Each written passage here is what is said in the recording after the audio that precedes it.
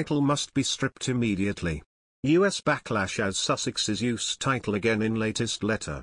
Meghan Markle and Prince Harry have involved themselves in US politics again by penning a letter to G20 leaders.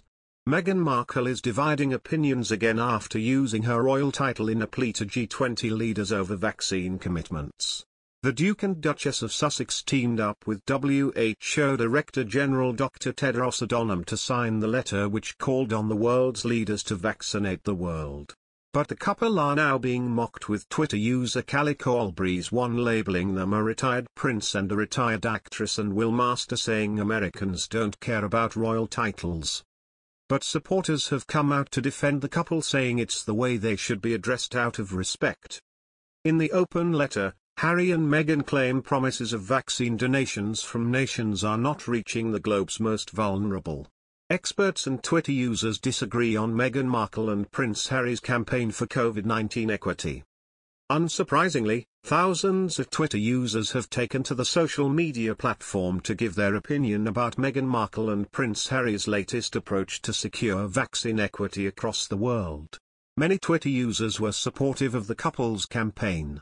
Harry served 10 years and did 2 tours in Afghanistan and is now, alongside Meghan, who has been engaged with humanitarian efforts since the age of 11, providing links and resources to aid Afghanistan, Haiti and the COVID-19 crisis. So what are you really angry about? One Twitter user said.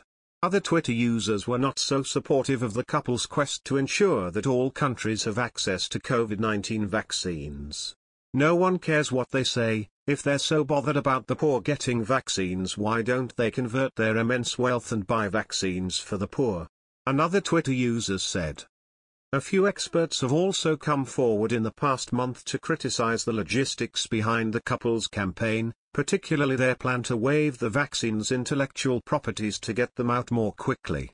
We agree with the Sussexes that action is needed now to ensure COVID-19 vaccines are quickly and equitably shared around the world, Thomas Cooney, the Director General of the International Federation of Pharmaceutical Manufacturers and Associations, told The Telegraph last month.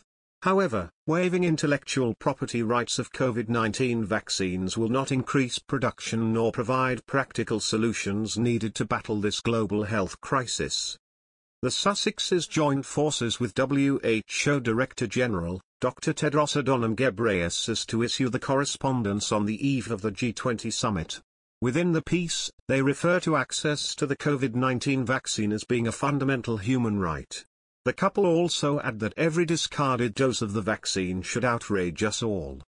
They said, each dose represents a real person, a mother, father, daughter, or son, who could have been protected.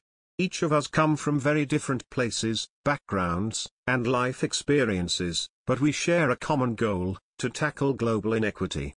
The open document concludes with the following: there are many crises that you, the stewards of our planet, must grapple with this weekend: the climate emergency, the state of our global economy, a recommitment to multilateralism.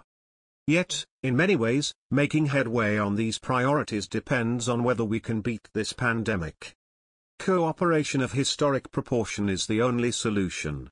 Lives literally depend on it. It comes after Meghan issued a letter to US Congress leaders to advocate for paid leave for all parents.